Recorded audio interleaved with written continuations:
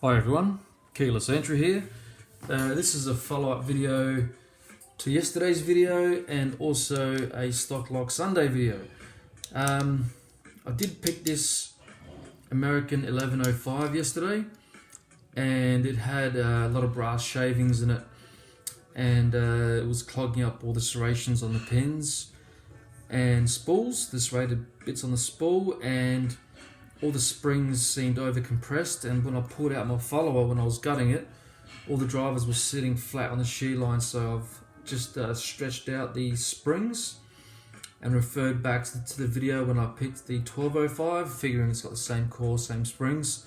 So I've done my best there, and you can see it still works, everything's cleaned out, and we'll give it a pick to see how differently it does pick. Because it was a really strange dampened pick yesterday. Yes, very strange pick. But I think I will use a different tensioner. So I've built a couple more tensioners. Yeah, just make everything fall down. Why don't you? So usually I use this little black one here. But I'm gonna use this green one, I think. Yep. I'm going to use this green one here because, as you can see, it's got more of a bit of a reach. It's got a recessed core. I'll get some focus on them.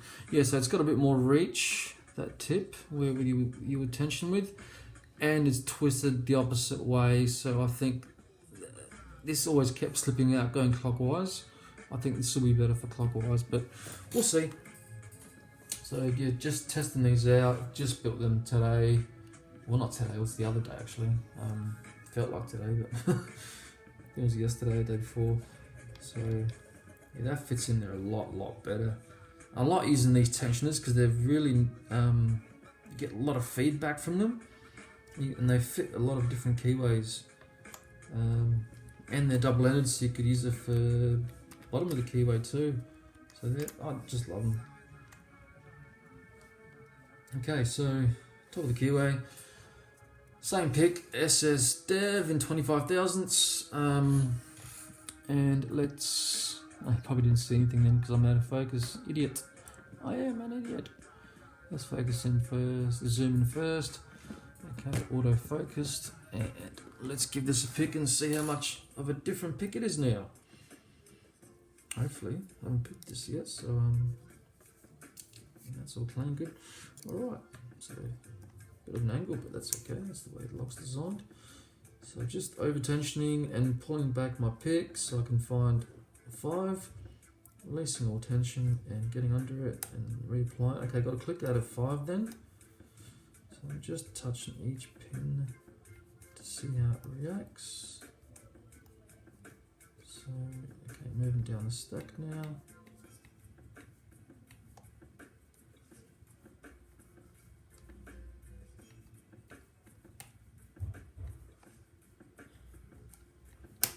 Oh, just hit a 3 there, I believe, and just went into a false set straight away.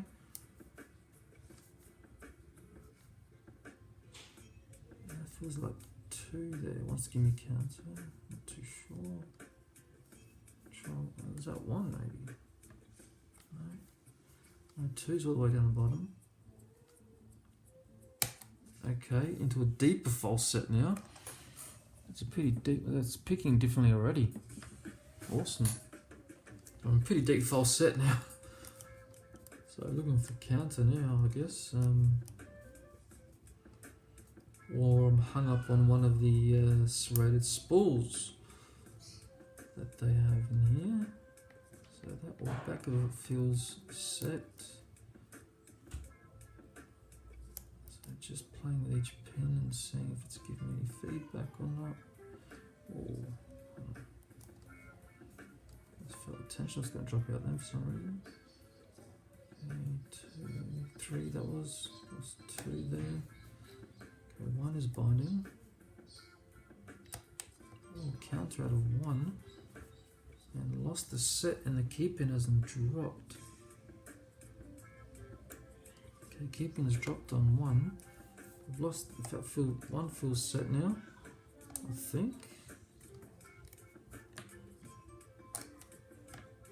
Oh, tank, I got the fall out.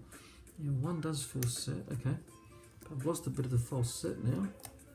So, okay, this 3's dropped down again.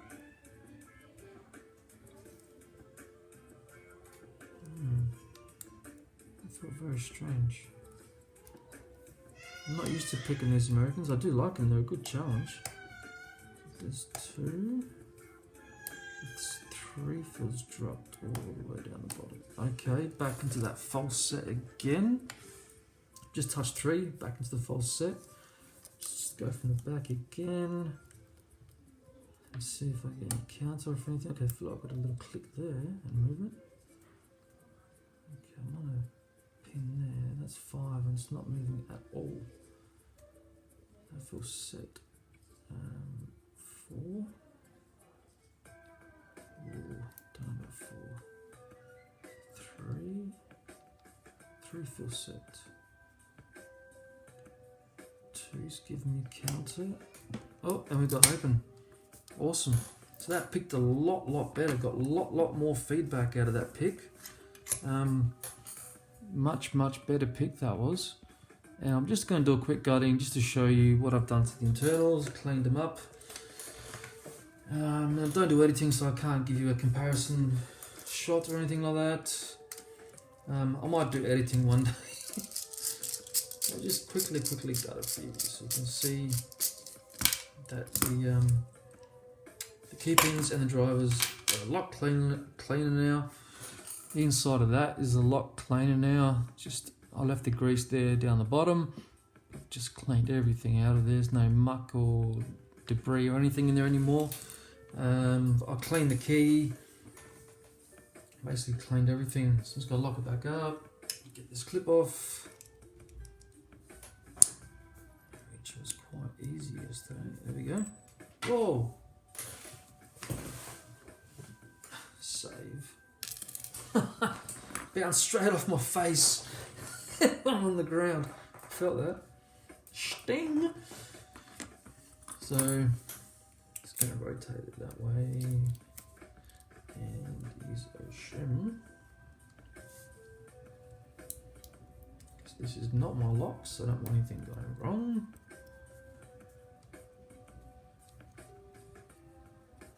It seems caught on something there. No, it's all the way through, it's just a short core. And this follow, I think we did, and the key-pins will be facing that way, so let's go like this. And we're through. Alrighty.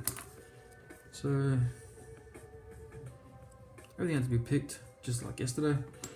Just going to dump these key-pins out quickly and drivers and give you a close-up. So as you can see, that was a much cleaner pick. A lot more feedback. Got the 2 different false sets, lost it, got it back, and then an open, so a lot more interactive, I guess, you could say. A lot more fun, that's for sure. These are all clean now, all the serrations are quite clear, and you could feel them in the lock. So let's go to the Bible and start from the front. Get rid of the shim. All these drivers should pop up now because I've did. Okay, one is sticking out a tiny bit. That's that serrated spool. I did. Okay, these springs have gone back. These springs might need replacing. Okay, two's popped up. So that maybe once the metal fatigues, it's gone. So that, yeah, that's shrunk back. Huh, that's funny. I did stretch them right out. 4's popped up. So I couldn't get these before at all. They were all flush with the shear line. But at least they're popping up now, and that one popped right out. I'm gonna get these springs out. I didn't show you that yeah, they have gone back to their old size almost. I'll get that later. And keep in 5. Driver 5, sorry. So, all these springs. I do not have replacement springs for these. I do have some ABUS ones, but they are different. They're like steel springs, so I don't know if they'll be compatible or not. And they're different length as well, so I do need some different springs. But I did stretch these out. It looks like some of them have compressed back, most of them. I'll just give you an example of how much I stretched them out. So I would have stretched them out to about there. Let's say, yep. So just leave 2 as an example. Oh, and I've bent it up. But just so you get an idea. Yeah, just this metal seems fatigued. Looks like it's had enough, and these springs probably need replacing. Unfortunately, yes. So, I'm not a metallurgy expert, so I don't know the stress. You know that these springs, the constant stress, these up and down motion, it does to this. But yeah, if anyone knows, please let me know. I think I do need replacement springs for this. Even though it's not my lock, I do want to give it back in working condition. So this is a quick comparison to yesterday, and as you can see, each serration now is totally clear. All these were mucked up, they almost look straight drivers, like you could just make out tiny bits of serrations, but now they're all nice and clean and clear, and would have come into effect. So all the springs I had, that one's a bit bent now. I had them all at that length, just not long ago, and I put the lock back together, and they're all compressed back. So yeah, I think this is due for a service and needs some new springs. Anyway, guys, hope you guys enjoyed the video. Please like and subscribe, and I'll see you guys on the next one. Take care.